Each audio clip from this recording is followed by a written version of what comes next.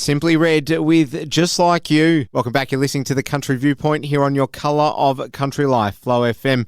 Well, it's time to take a look at the real estate sector and with regards to some of our listener areas. And we're talking about Domain's latest auction report for the month of October, which is revealing that vendor confidence has continued to climb as we enter the peak of the spring selling season. And joining me on the line is Dr. Nicola Powell. She's the Chief of Research and Economics for Domain and one of Australia's leading property market experts. Lovely to have you with us, Nicola. How are you? Yeah, good, thanks. Thanks so much for having me on. Well, it's great to have you on, and this is a subject that we haven't really explored a lot this year, so very interested to find out more. Why don't you just give us the lay of the land in general? How are things looking as far as, obviously, it's a good time to be a seller, but still pretty competitive for those wanting to get into the property market? Yeah, absolutely. And I think, as 2023 has unfolded, we've seen, more momentum being built within the housing market. And obviously it differs slightly depending upon location, but South Australia, as example, has been almost that kind of star performer. When you look towards Adelaide, it's the best performing auction market out of all of our major capital cities, and the only city to have record high house and unit prices. And, that even spills out into regional South Australia as well in terms of those record prices. We've got record house prices at the moment. So I think, what we have seen is certainly an interesting period of our housing market. And what we initially saw was really a lack of supply on the market, helping to move Australia's housing market overall into a recovery. And I think as the months have ticked on and we've seen more and more price being recouped and recovered, what that's created is seller confidence, and we're certainly seeing that come back in terms of high levels of auction listings and overall an improvement in the listing environment. Okay, well, you mentioned my home state there, South Australia. Yeah. Why don't we start there? Give us some of the data, mate. Perhaps we'll start in the Barossa area. That's quite close to where we broadcast, actually, Nicola. So give us some of the data there that's coming out of the Barossa region in South Australia. Yeah, look, South Australia has been so fascinating. When you look at regional South Australia overall as a chunk, house prices are at a record high. We've seen 9 consecutive quarters of growth for house prices in regional South Australia. That's the longest stretch of continuous price growth for houses that we've seen in roughly about 20 years. That really showcases the unusual period of time we've seen in regional South Australia. Barossa is one of those. Barossa has benefited from a strong upswing. We've seen house prices increase by roughly about 58% over the last 5 years.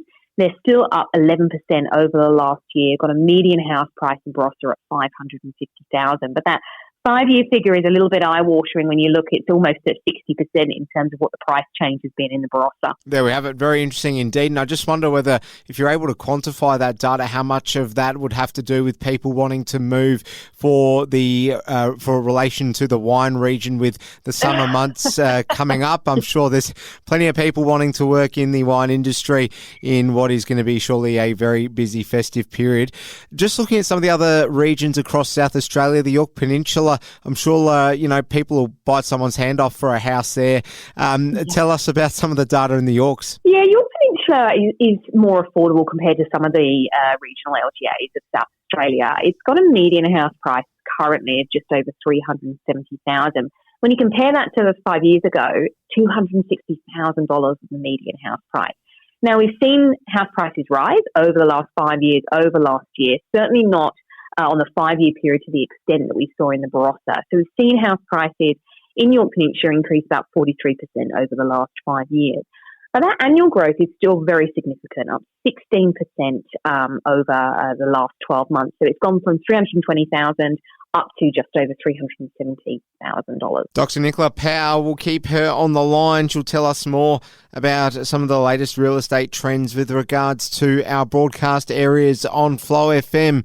More to come right after this short break. Don't go anywhere. Taylor Swift with Karma, and welcome back. It's the Country Viewpoint here on your colour of country life, Flow FM. It's a Thursday edition of the show, and on the line with me is Dr. Nicola Powell from Domain, telling us all about real estate trends in our local Flow FM listener areas. If we move into Victoria and the Western regional part of Victoria. Can you give us some of the findings from the latest report with regards to those LGAs? Yeah, regional Victoria has been a really interesting one because it obviously benefited from the exodus from Melbourne during the height of the pandemic and, that relocation, that sea change effect. And, there's an element that is still there, but we did see a massive shift in price point. And, Warrnambool was one of those areas, coastal location, tick that bucket by the sea, tick that lifestyle bucket.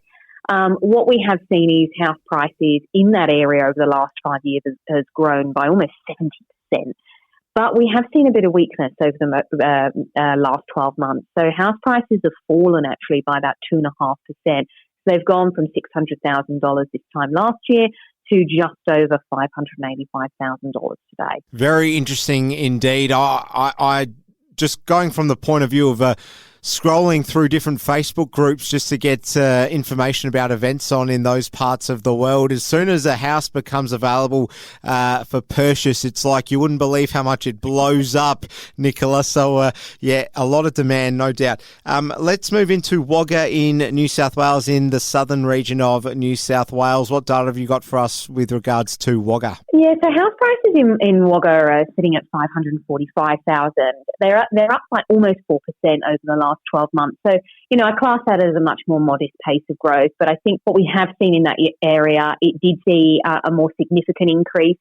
When you look at that 5-year lens, house prices are up by almost 50%. So, you've got kind of a similar theme happening in some of these LGAs where you've got kind of a little bit of a slowdown in growth in the most recent annual figures. But when you look at that 5-year, that really showcases, how strong the change in price point has been when you capture that COVID price cycle. Well, just moving forward, we've got a lot of experts saying that people can pretty much bet their bottom dollar that whether it's now or at some point in the next couple of months, there will be rate rises from the Reserve Bank. So that, in a combination with the cost of living, means that a lot of people will be looking at the market and wondering when it will become more affordable to get into the property market. What can you sort of forecast yourself as far as the next couple of years go? Yeah, we are expecting prices to rise, but I think they're going to be rising at a much slower pace compared to what we were seeing. I think, affordability is definitely front of mind. And I think when you look at the higher cost of debt and,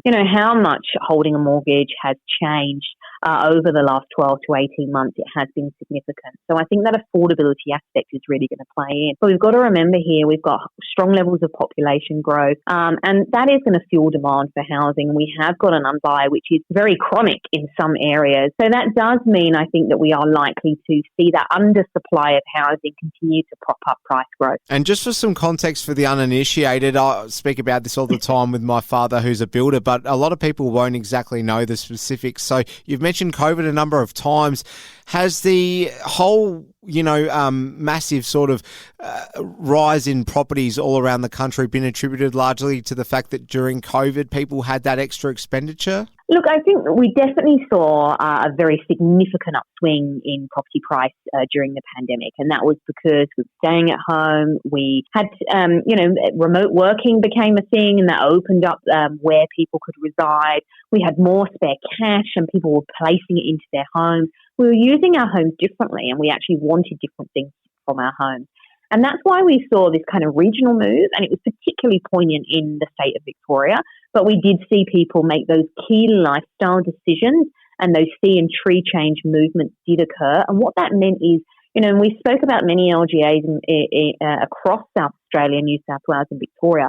When you look at that 5-year change of house price, it's been significant. And that's where you capture that strong upswing that we saw when we saw that movement of people into the region. Dr. Nicola Powell is the Chief of Research and Economics for Domain and one of Australia's leading property market experts. Nicola, thanks so much for your time. Fascinating insights. All the very best. Thank you. Dr. Nicola Powell from Domain. Well, there's plenty more coming your way here on the Country Viewpoint. I'll see you back here real soon.